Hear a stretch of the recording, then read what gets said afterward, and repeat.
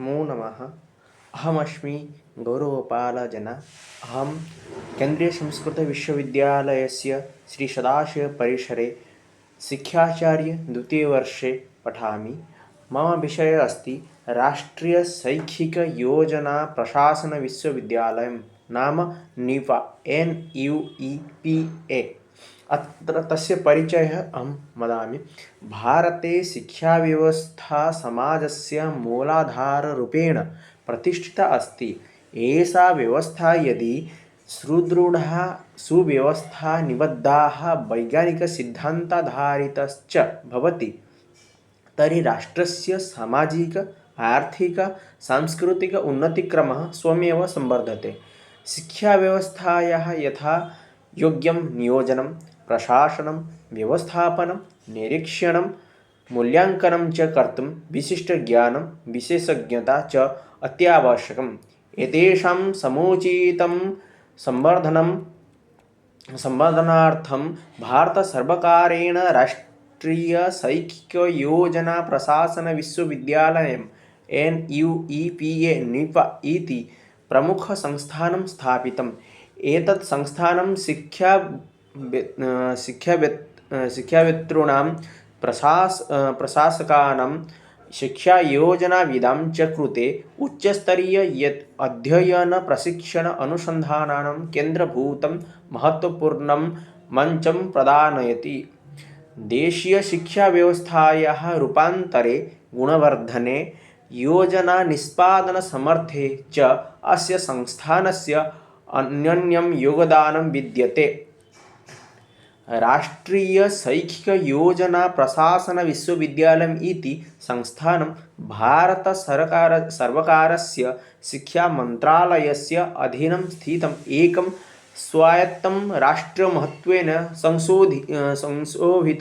सुशोभितं विश्वविद्यालयम् अस्ति। पूर्वकाले राष्ट्रियशैक्षिकयोजनाप्रशासनसंस्थानं NIPA NIEPA इति नाम्ना प्रसिद्धम् आसीत्।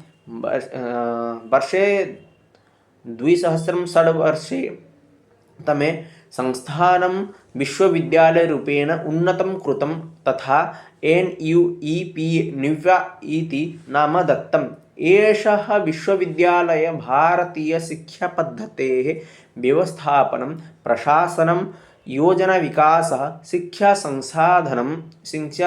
शिक्षासंशोधनं, शिक्षानियोजनं, शिक्षावित्तव्यवस्था, शिक्षानियन्त्रणम् इत्यादिषु विशेषतः कार्यरतः अस्ति।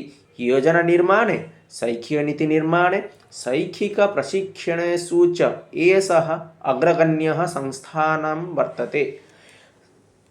अस्य स्थापना तथा ऐतिहासिकविकासविषये जानीमः।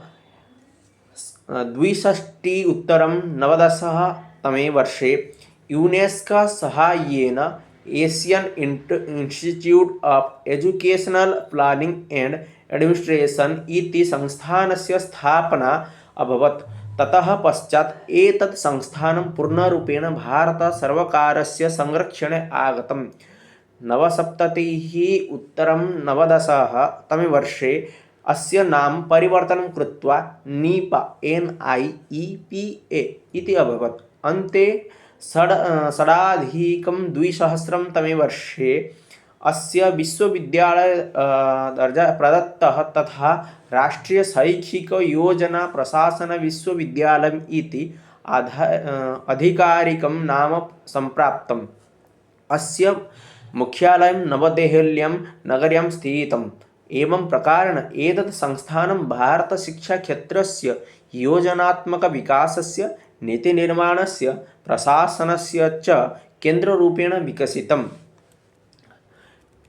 अस्य मुख्यविशेषता वर्तते शैक्षिकनीतिनिर्माणे प्रमुखपरामर्शदातृत्वं, शिक्षाप्रशासनप्रशिक्षणं, शैक्षिक अनुसन्धानकेन्द्रम्, उच्चशिक्षापाठ्यवस्तुनिर्माणं वा पाठ्यक्रमाः, शैक्षिकदत्तांशसङ्ग्रहणं U-+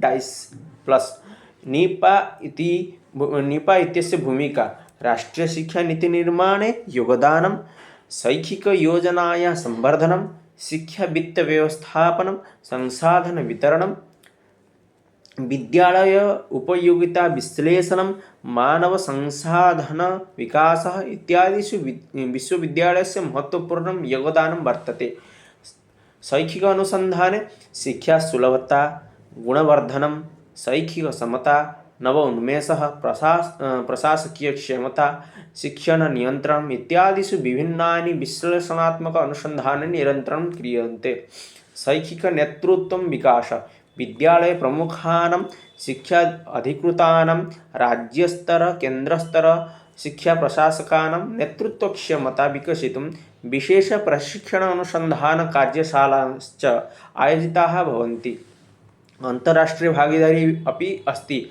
यूनेस्को, यूनिसेफ, विश्वबैङ्क्, अन्तर्राष्ट्रीयशिक्षासङ्घटनैः सह सहकार्यं कृत्वा निपा वैश्विकमानकानुसारं शिक्षानियोजनं विकसितुं राष्ट्रं सहायं करोति।